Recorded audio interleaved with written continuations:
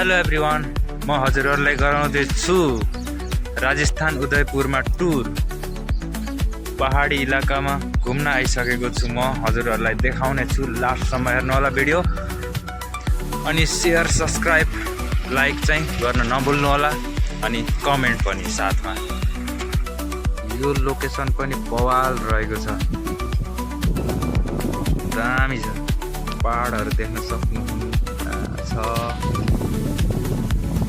यहाँ चाहिँ पुरै पहाडी इलाका हो। कहिले पनि गर्मी हुँदैन यहाँ। गर्मी त कहिले पनि यहाँ गर्मी हुँदैन।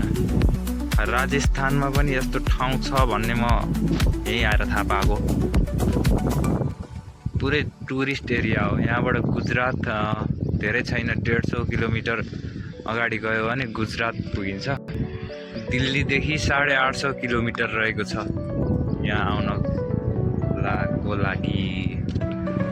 यो लोकेसन त